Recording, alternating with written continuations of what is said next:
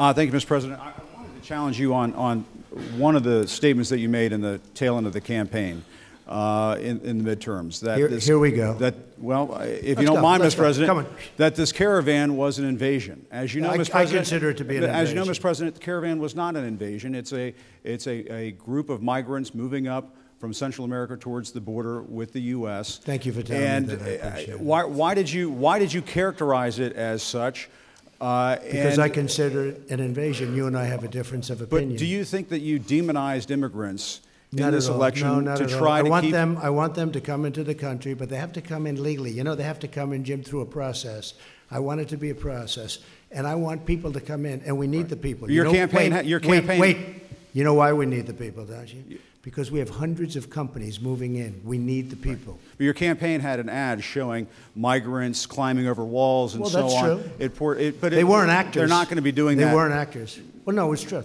Do you think they were actors? They weren't actors. They didn't come from Hollywood. Right. These were people. This was an actual, it happened a few days ago.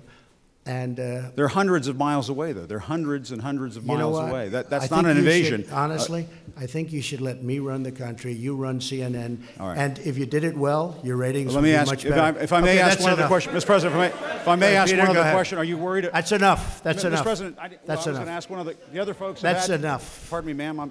Mr. President, that's enough. Mr. President, I had one other question, if I may ask, on the Russia investigation. Are you concerned that you may have? I'm not concerned about anything with the Russian investigation because it's a hoax. That's enough. Put down the mic. Mr. President, are you worried about indictments coming down in this investigation? Mr. President. I'll tell you what, CNN should be ashamed of itself having you working for them. You are a rude, terrible person. You shouldn't be working for CNN. Go ahead. I think that's unfair. You're a very rude person. The way you treat Sarah Huckabee is horrible. And the way you treat other people are horrible. You shouldn't treat people that way. Go ahead. Go ahead, Peter. Go ahead. In Jim's defense, I've traveled with him and watched him. He's a diligent reporter who busts his butt. Well, I'm not like a big the rest fan of of yours either. So I understand. To be honest. So let me ask you a question, if I can. You repeatedly said you aren't the best, Mr. President. You repeatedly over the course of the just sit down, please. Well, when you report fake news, when you report fake news, which CNN does a lot, you are the enemy of the people. Go ahead.